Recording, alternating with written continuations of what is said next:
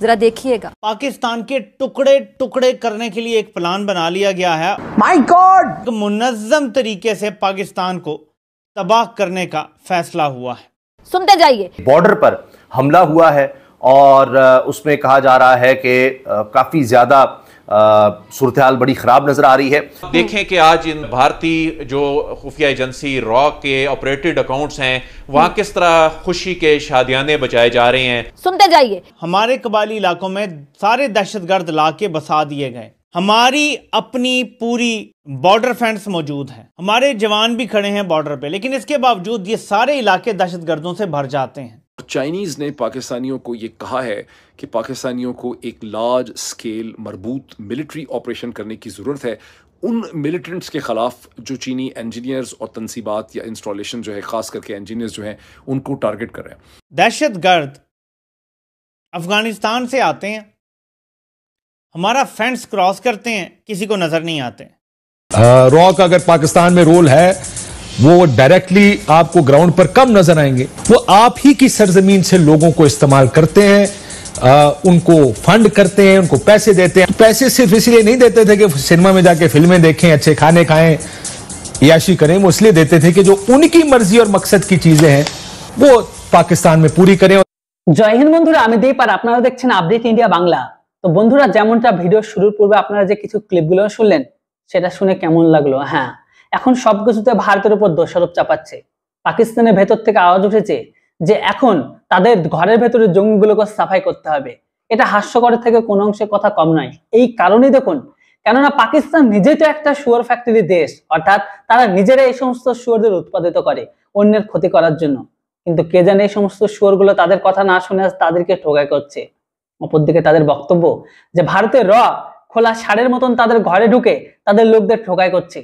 তাদের খেলাফ মানে অর্থাৎ ভারতের রয়ের খেলাফ কোনো প্রমাণ পর্যন্ত পাচ্ছে না, ভূতের মতো নাচছে, ঠোকাই করছে, চলে যাচ্ছে। যেটাই হোক, এখনো পর্যন্ত রয়ের কোনো প্রমাণ তো তারা দিতে পারেনি, কিন্তু এখানে সর্ব জায়গায় বলা হচ্ছে যে আননোন গানম্যান। তাই সেই জন্য আননোন গানম্যানকে জানাই স্যালুট, কেননা ভারতের টপ লেভেলের বা মোস্ট ওয়ান্টেড শোরগুলোকে হরিফাই করছে। যেটা বন্ধুরা আগে ফুল ভিডিও क्लिपটা আপনারা আগে শুনে নিন বা দেখে নিন। इमरान खान की हुकूमत जाती है, अफगानिस्तान से लोगों को यहाँ ला के बसाने का काम शुरू हो जाता है जब शहबाज हुकूमत आती है। उससे पहले ये काम होना था इमरान खान की हुकूमत में, लेकिन एक प्लान तरीके से होना था, डिसआर्म करके होना था। जो हमारे लोग दहशतगर्द बन के अफगानिस्तान चले गए उनको कौमी धारे में लाना था। सबसे पहले जनरल फैज हमीद को तब्दील किया गया और DGISI की तब्दीली के बाद यह प्लान रद्दी की टोकरी में चला गया। फिर इमरान खान की हुकूमत गिरा दी गई। फिर पार्लियामान में फौजी क़यादत ने ब्रीफिंग दी, राना सनाउल्लाह ने आके बताया कि किस तरह से हम लोगों को ला के आबाद करेंगे, so on and so fourth, सब कुछ बताया गया। फिर हो जाते हैं बाजवा साहब रिटायर। फिर एक नए प्लान का आगाज होता है और मैं यहां से आगाज करना चाहता हूं ताकि आपको बताऊं कि आपके साथ क्या होने लगा है। आपके मुल्क को तोड़ने जा रहे हैं, मैं आपको एडवांस में बता रहा हूं। प्लान शुरू होता है एक ब्लेम गेम। ब्लेम गेम क्या है कि इमरान खान दहशतगर्दों को पाकिस्तान वापस ले आया है। हमने बड़ी मुश्किल से दहशतगर्दी की जंग जीती थी, इमरान खान की वजह से दहशतगर्द वापस आ गए हैं। और यह बयानिया शुरू होता है इमरान खान को निकालने के 1 साल बाद तकरीबन, यानी ये बयानिया शुरू होता है फरवरी मार्च 2023 में। 9 मई से पहले ही शुरू हो जाता है ये बयानिया। वुज़रा इस पे बातें करना शुरू कर देते हैं, वफाकी जो वुज़रा हैं, बहुत सारे नून लीग के जो मिनिस्टर्स हैं वो बातें करना शुरू कर देते हैं और ये चलता रहता है उनकी हुकूमत जाने तक, मुसलसल बयानिया। और उसके बाद मीडिया पे आके फिर भी यही बयानिया चलता है। अफगानिस्तान की साइड पर पाकिस्तान से हमला हुआ है और FC को निशाना बनाया गया है कई लोकेशन पर। पाक अफगान बॉर्डर पर मेदन एरिया है लोअर दीर का, इसको निशाना बनाया गया हफ्ते के दिन। और ये रिपोर्ट्स आ रही हैं अनकन्फर्म्ड, डॉन का कहना है। और वहाँ के इलाके के रहने वाले और जो ऑफिशियल सोर्सेज हैं वो कह रहे हैं कि मिलिटेंट्स ने, दहशतगर्दों ने घुसने की कोशिश की है अफगान साइड से। ये शाही बॉर्डर एरिया है, लमोटाई टॉप, सुरीपाव और सफराई फॉरेस्ट, ये हैं जनाब इलाके जहाँ से उन्होंने पाकिस्तान में घुसने की कोशिश की है।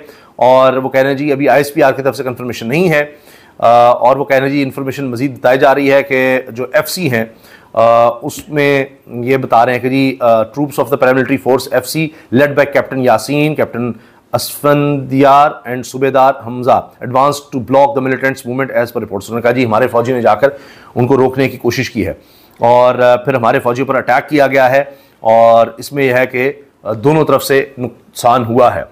आपको पता है कि चीन पूरी दुनिया में कहीं भी मिलिट्री ऑपरेशन के हक में नहीं है। चीन का असूल है कि इतना पैसा लगाओ इलाकों में कि दहशतगर्दी खुद ही खत्म हो जाए। चीन यही कर रहा है, अपने भी इलाकों में पैसा लगा रहा है, डेवलपमेंट कर रहा है, स्कूल यूनिवर्सिटियां बना रहा है, फैक्ट्रीज लगा रहा है जहां जहां चीन को लगता है कि लोग थोड़े से रेडिकलाइज्ड हैं। लेकिन चीन आपको ये कहने पर मजबूर हो जाता है कि आप ऑपरेशन करके दहशतगर्दी खत्म करें, हमारे लोग महफूज नहीं हैं। चीन ये बात आपको पहले कहता है, फिर जब आप जाते हैं दोबारा कहता है, और अब पाकिस्तान आए जब उनका वफ्त, उन्होंने फिर कहा है कि सिक्योरिटी सिचुएशन ठीक की जाए और पाकिस्तान में सियासी अदम इस्तेहकाम को ख़त्म किया जाए, तमाम सियासी जमातें इकट्ठी हो जाएं। वो चेक पोस्टें जिनके खिलाफ मंजूर पश्तीन एहतजाज कर करके बूढ़ा हो गया है, वो चेक पोस्टें भी मौजूद हैं जो हर गाड़ी को चेक करती हैं, ठीक है। इसके बावजूद दहशतगर्द असले समेत, बारूद समेत पाकिस्तान भी आ जाते हैं और वो एक के बाद एक टारगेटेड ऑपरेशन करते हैं चाइना के ऊपर। बलूचिस्तान में जब होटल में चाइनीज वफ्द ने जाना था, ये दौरा इतना सीक्रेट था कि किसी को पता नहीं था, हमारे इदारों के अलावा और चाइनीज इदारों के अलावा किसी को पता नहीं था कि कब उन्होंने आना है, टाइमिंग का नहीं पता था।